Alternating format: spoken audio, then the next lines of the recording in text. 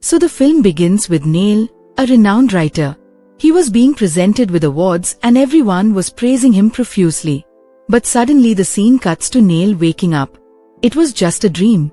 In reality, he was just an ordinary school teacher. Nothing was set in his life. His students didn't take him seriously, the principal constantly scolded him, and he couldn't even talk to the girl he liked. The scene cuts to an alien ship. Inside this alien ship were not just one, but many different aliens. From different planets. This was the Alien Council, and the Alien Council had just learned about Earth. They conduct research on Earth and discover that humans live there. They now wanted to test the behavior and nature of humans. Are they harmful to the entire galaxy? Therefore, they decide to randomly select a person from across the universe and conduct tests on them. They will grant them numerous powers, allowing them to do whatever they wish. This way, they will determine whether humans are good or not. And if humans are not good, they will wipe Earth from the galaxy, as both Earth and humans could pose a threat to the entire galaxy. And if they realize that humans can be good, they will also include them in their alien council. They use one of their machines to select a person, and that person is none other than Neely, who was riding a bicycle at the time. He didn't even own a good car. Suddenly, his bicycle falls off and he has a serious accident. At that moment, we see a bright blue light collide with his hand. This was actually the powers the aliens were bestowing upon him. Neely, unaware that he has acquired powers, returns to his college as a normal person. Immediately, he encounters the principal, who scolds him severely. He goes to the classroom and sees all the kids making noise and commotion. He knows he won't settle for them.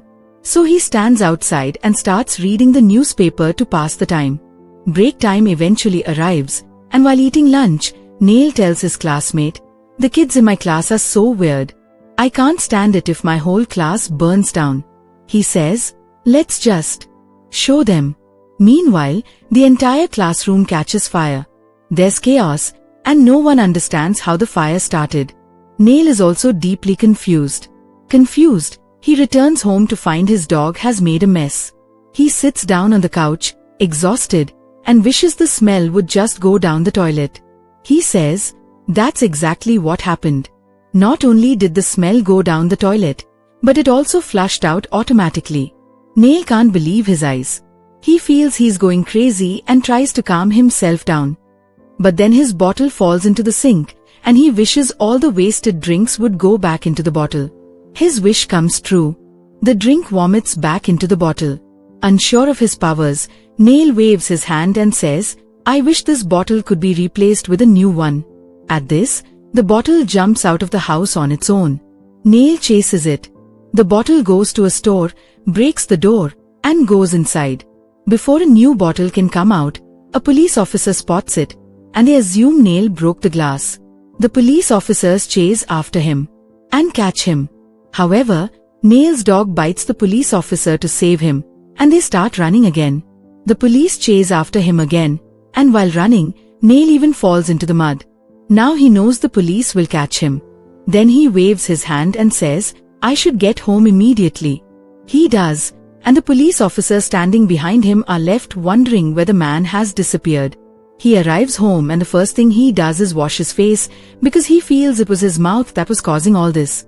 He also realized that the fire that had broken out in his glass earlier in the day was also caused by it. In his panic, he wants to fix everything, but he mispronounces the sentence. Instead of saying, "May everything be alright," he says, "May all the dead people come back to life." All the dead people start rising, even coming out of their graves. But these people who have come back to life were no longer human, but had become so. The zombies began to approach Neil's house. Seeing this, Neil became extremely alarmed and waved his hand again, wishing for everything to be alright. After everything was alright, Neil waved his hand again and wished that the same accident that happened in his class that morning wouldn't happen again. With this, Neil flashed back to the time when he had said that sentence, and his class was perfectly fine. Arriving in the past, he immediately got up and went to his class, only to find that the children were still making noise. He waved his hand and said, "I wish these children would become decent and gain all the knowledge." The next moment, all the children became very polite. and immersed in their studies. There was so much discipline in the class that it was confusing to even look at it. Now he had to pass through the corridor. He saw that the principal, who always made fun of him, was there. Now he uses his powers on the principal, saying, "This guy always praises me," and that's exactly what happens. The principal now catches him off guard and praises him. He thanks him, saying, "It's because of you that the kids here like him so much.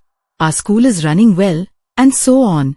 Neil is so touched that at first, he restrains his emotions. But when he goes outside, he celebrates like a child. Then, Neil returns to the staff room, where he sees his friend, PD, intently gazing at the teacher. He secretly had a crush on her, but had never been able to tell her. So, Neil makes a wish for her, saying, "May this girl fall in love with his friend." Afterward, when Neil returns home, he feels he should change himself. After all the powers he possesses, his first wish is to become the greatest person in the world. So, he becomes a scientist. But that's not good. He returns to normal and wishes for a great body. Without even working out, his body becomes incredibly muscular. In other words, he becomes incredibly fit. Neil then wishes for his neighbor, whom he admires, to see him. At that very moment, the entire floor of his apartment vanishes, revealing his friend from below. Morning arrives, and when Neil returns to his office, he realizes that given the immense responsibility he has, he should share it with someone. He tries to explain it to his friend, but his friend is completely incredulous.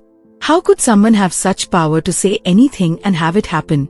When his friend refuses to believe him, Neil makes a skeleton dance, brings flowers all over the room, and then gets the principal to praise them both. He even takes his friend to a horse race and, by waving his hand, makes a specific horse win. After that, his friend was bound to believe he possessed special powers. They were more surprised than delighted at how this was happening. Finally, Neelab returns home and can't sleep the entire night. He's been contemplating what he should do, how he should use this power. He thinks, why not use his powers to bring the girl he likes into his life? He waves his hand and says, "I wish she would fall in love with me." But unfortunately, his powers were disabled at that time because of a glitch in the alien ship. Neil thought his wish would come true, but it didn't. Neil falls asleep, and when he wakes up in the morning, he finds his neighbor kissing him as soon as he arrives. We're shown a brief flashback. At this time, the girl was jogging with her friend. She discussed with her friend that she didn't like her boyfriend because he was a colonel and always imposed so many restrictions on her. She explained that she liked her neighbor, Neil. Her friend told her, "So go and propose to him." She had come here because of her friend's advice, not because of Neil's wish. Whatever it was, Neil felt that his wish had been fulfilled. Initially, Neil was very happy, but after a while, he realized that this love wasn't his true love. He himself didn't know the truth. The next day, when he regains his powers, he makes another wish after a long time, that his dog regain the power of speech.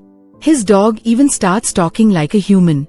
Even at this point, he hadn't realized it, that for once, his powers had been lost.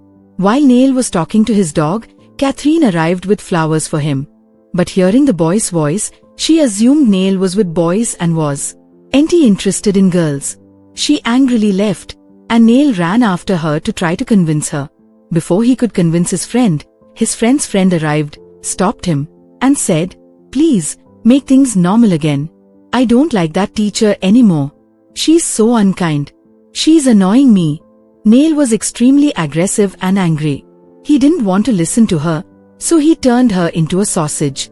Then he went after his friend, trying to convince her that it was his dog talking. But no one believed his stupid words. Now, after leaving the bakery, he first brought his friend back to normal and then listened to her. By this time, the aliens above were taking notes on Neil. They didn't like something Neil did and believed that humans were selfish and that Earth should be destroyed. We see Neil's friend, Catherine, come home, and Neil is now following her. Catherine sees her fiancé at home and is furious. She, too, becomes frightened, locks her apartment, and comes to Neil's house to disappear. She was angry with Neil at this point, but she had nowhere else to turn for cover. A short while later, We see the Colonel break into Neil's house and point a gun at him. Under normal circumstances, Neil would have been terrified. But now, he had powers. Using his powers, he first makes Neil's gun disappear, then beats him severely, and then uses his own powers to repair it. Seeing all this, Catherine is astonished and convinced that everything Neil had been telling her at the bakery was true. He possessed powers that allowed him to summon his dog. Catherine, too, was astonished and now believed Neil's words. He possessed certain powers, which enabled him to transform his dog into a human and speak like a human. Despite this, Catherine becomes angry with Neil and leaves. Meanwhile, we see the Colonel, who, while pursuing Catherine, hits Neil on the head with a vise, knocking him unconscious. When Neil regains consciousness, he finds himself tied to a chair, his hands tied to a table, and the Colonel has taken control, having realized that Neil can do anything with a wave of his hand and wants to use his powers for his own benefit. He had Neil's dog captive at the time, which is why Neil was forced to comply. He had Neil perform some crazy tasks. He enlarged the ears of the Americans, gave them duck-like feet, turned the police uniforms pink, and performed some strange acts that completely transformed the city. Seeing all these changes, Catherine understood why this was happening. She realized that the Colonel was definitely orchestrating this through Neil. She went to Neil's house to stop it all, only to find that Neil was missing. While inquiring about Neil, she went to Neil's friend's house, where she found Neil hiding in a closet, hiding from his colleague. He also told Catherine that everything Neil was saying was true. He had powers, and only Neil could fix what had happened. However, Catherine knew Neil was in a dire situation at the moment. Therefore, the two decided to rescue Neil. To save Neil, they reached the Colonel's house and saw that Neil's friend's clique was following him. That too, to so many people because she was worshipping him. Neil's friend was deeply troubled. They somehow managed to reach there and save Neil's life. Neil's first wish, waving his hand, is that everything the Colonel told him would return to normal. After restoring everything, he approaches Catherine. He apologizes to her and tells her that he wants to spend his life with her. But Catherine rejects his proposal, saying, "I can't love a man who can't do anything on his own, but uses his powers." Neil is deeply hurt by this and confesses that he won't use his powers for himself, but for the betterment of the world. That's why he makes his first wish, that everyone in the world doesn't starve, that everyone has their own home and a good life. As soon as he makes his wish, breaking news arrives that there's been an overabundance of food, causing people to become overweight and sick. Because everyone has their own home, there's been very little land left for food cultivation, and the world's environment has been reset. Global warming has ended, and the world's temperature has plummeted, causing even more distress. Neil realizes that his wish isn't a good one. So he restores the world to normal. Now, he's at a loss for what to do. Every time he tries to fix something, the opposite happens. He decides to take his own life. He is a loser. Even with his powers, he can't do anything good. He goes to a bridge to commit suicide, and before leaving, he tells his dog, "I want to give you all my powers." Neil's dog struggles to stop him from doing so. By this time, Neil had already given all his powers to his dog. Using his powers, the dog first prevents him from dying and then makes a second wish, destroy the source of these powers, and we see exactly that. The aliens' powers overwhelm them. A massive explosion erupts atop the alien council ship, wiping out the entire alien council and declaring them all aliens.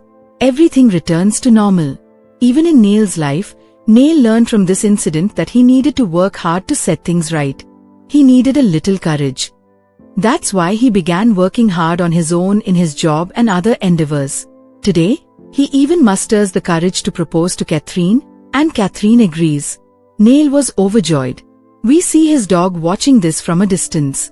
At this point, the dog uses his powers to bring him along, revealing that the dog still possesses the powers that have been making Neil's life better. The movie ends with this dog couple, and thanks for watching.